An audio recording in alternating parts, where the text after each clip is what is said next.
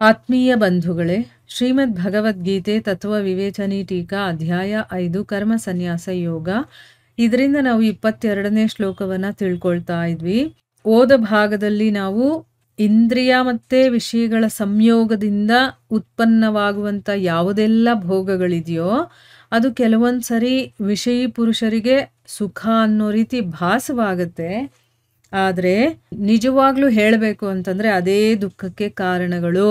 ಮತ್ತೆ ಆದಿ ಅಂತ್ಯ ಇರುವಂಥದ್ದು, ಅದು ಶಾಶ್ವತವಾಗಿರುವಂಥದ್ದಲ್ಲ, ಅದು ಅನಿತ್ಯವಾಗಿದೆ. ಅದಕ್ಕೋಸ್ಕರ ಅರ್ಜುನ ಬುದ್ಧಿವಂತರಾದಂಥವ್ರು ವಿವೇಕಿ ಪುರುಷರು ಅದರಲ್ಲಿ ರಮಿಸೋದಿಲ್ಲ ಅಂತ ಹೇಳಿದ್ದನ್ನ ತಿಳ್ಕೊಂಡಿದ್ವಿ. ಈಗ ಪ್ರಶ್ನೆ ಏನು ಅಂತಂದ್ರೆ, ಇಂದ್ರಿಯಗಳು ಮತ್ತೆ ವಿಷಯಗಳ ಸಂಯೋಗದಿಂದ ಪ್ರಾಪ್ತವಾಗುವಂತ ಭೋಗಗಳು ಕೇವಲ ದುಃಖಕ್ಕೆ ಕಾರಣ ಅಂತ ಹೇಳಿದಾರಲ್ಲ, ಇದರ ಅರ್ಥ ಏನು, ಹೇಗಿದನ್ನ ಅರ್ಥ ಮಾಡ್ಕೊಳ್ಳೋದು ಅಂತ ಪ್ರಶ್ನೆ ಕೇಳ್ತಿದ್ದಾರೆ. ಉತ್ತರ ಏನು ಅಂತಂದ್ರೆ, ಪತಂಗಗಳನ್ನ ನಾವು ನೋಡಿದೀವಲ್ವಾ, ಅಂದ್ರೆ ಏನು, ಬೆಂಕಿ ಹತ್ರ ಹೋಗುತ್ತಲ್ಲ ಚಿಟ್ಟೆ, ಅದು ಪತಂಗಗಳು ಅಂತಾನೆ ಕರೀತಾರೆ ಅದನ್ನ. ಆ ಪತಂಗಗಳು ಅಜ್ಞಾನಕ್ಕೆ ವಶವಾಗಿ, ಅಂದ್ರೆ ನಾನು ಆ ಬೆಂಕಿ ಹತ್ರ ಹೋದ್ರೆ ಏನಾಗುತ್ತೆ ಅನ್ನುವಂಥ ಪರಿಣಾಮವನ್ನ, ನಾನು ಅಲ್ಲಿ ಹೋದ ಮೇಲೆ ಏನು ಪರಿಣಾಮ ಆಗುತ್ತೆ, ರಿಸಲ್ಟ್ ಏನಾಗುತ್ತೆ ಅನ್ನೋದು ಗೊತ್ತಿಲ್ಲದೆ ದೀಪ ಶಿಖೆಯನ್ನ, ಅಂದ್ರೆ ಆ ದೀಪದ ಬೆಳಕಿದೆಯಲ್ಲ ಅದು ಅದಕ್ಕೆ ಹೆಂಗ್ ಕಾಣಿಸುತ್ತೆ ಅಂದ್ರೆ ಅಟ್ರಾಕ್ಟ್ ಮಾಡುತ್ತದು. ಅದರಿಂದ ಅದಕ್ಕೇನನ್ಸುತ್ತೆ, ನನಗೆ ಅಲ್ಲಿ ಹೋದ್ರೆ ಸುಖ ಸಿಗುತ್ತೆ ಅನ್ನುವಂಥ ಕಾರಣ, ಅಂದ್ರೆ ಆ ದೀಪದ ಒಂದು ಬೆಳಕೆ ನನ್ನ ಒಂದು ಸುಖಕ್ಕೆ ಕಾರಣ ಅಂತ ತಿಳ್ಕೊಂಡು ಅದನ್ನ ಪಡ್ಕೋಬೇಕು ನಾನು ಅಂತ ಹಾರಿ ಹಾರಿ ಅದರ ಕಡೆನೇ ಹೋಗುತ್ತೆ. ಹೋಗಿ ಏನಾಗುತ್ತೆ, ಅದರಲ್ಲಿ ಬಿದ್ದು ತುಂಬಾನೇ ತಡ್ಕೊಳಕ್ಕಾಗದೆ ಇರುವಷ್ಟು ಉರಿಯನ್ನ ಸಹಿಸ್ಕೊಳ್ತಾ ತಮ್ಮನ್ನ ತಾವೇ ಸುಟ್ಟು ಹಾಕೊಳ್ತವೆ.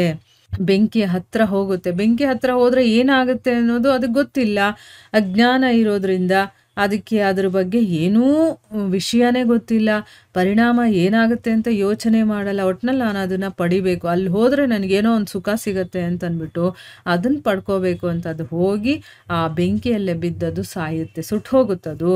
ಅದೇ ರೀತಿ ಅಜ್ಞಾನಿ ಮನುಷ್ಯರಿರ್ತಾರಲ್ಲ, ಅವರು ಭೋಗಗಳನ್ನ ಸುಖಕ್ಕೆ ಕಾರಣ ಅಂತ ತಿಳ್ಕೊಂಡು ಅದರಲ್ಲೇ ಆಸಕ್ತರಾಗಿ ಅದನ್ನ ಭೋಗಿಸೋದಕ್ಕೆ ಪ್ರಯತ್ನವನ್ನ ಮಾಡ್ತಾ ಇರ್ತಾರೆ.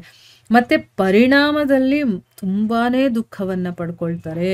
ಅದರಿಂದ ದುಃಖ ಸಿಗತ್ತೆ ಅನ್ನೋದು ಅವ್ರಿಗೆ ಗೊತ್ತೇ ಇರೋದಿಲ್ಲ. ನೋಡೋದಕ್ಕೂ ಅದು ಸುಖ ಅಂತ ಅನ್ಸುತ್ತೆ, ಆದರೆ ನಿಜವಾಗ್ಲೂ ಅದು ಸುಖ ಅಲ್ಲ.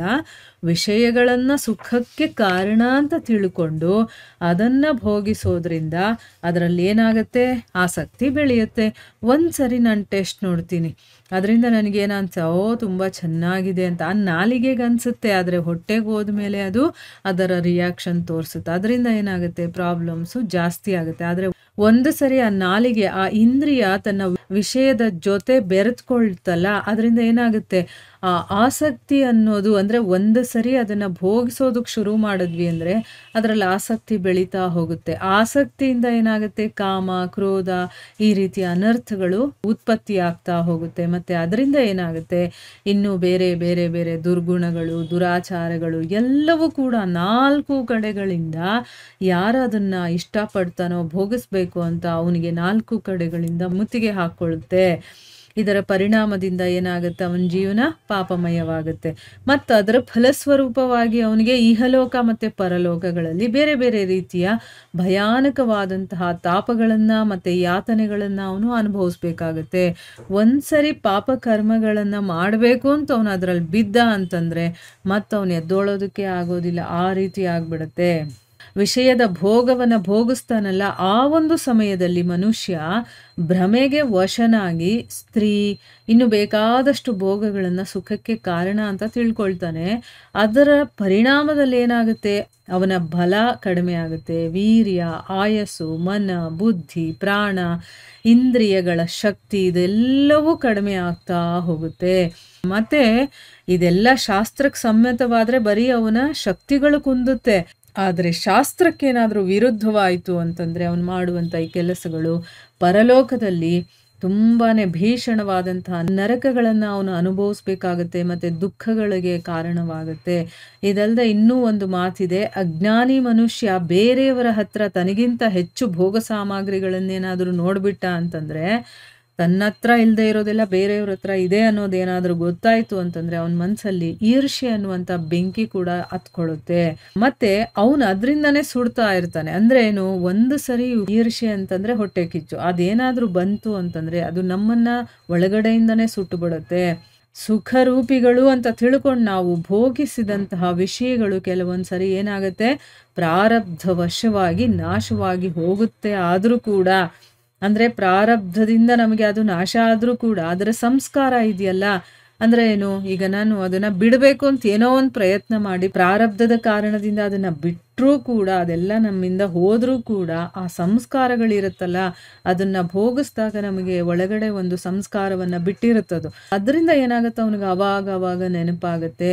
ಮತ್ತೆ ಮನುಷ್ಯ ಅದನ್ನೆಲ್ಲ ನೆನೆಸ್ಕೊಳ್ತಾ ಏನಾಗ್ತಾನೆ, ತುಂಬ ಶೋಕಮಗ್ನನಾಗ್ತಾನೆ, ಅಳ್ತಾನೆ, ಪಶ್ಚಾತ್ತಾಪ ಪಡ್ತಾನೆ.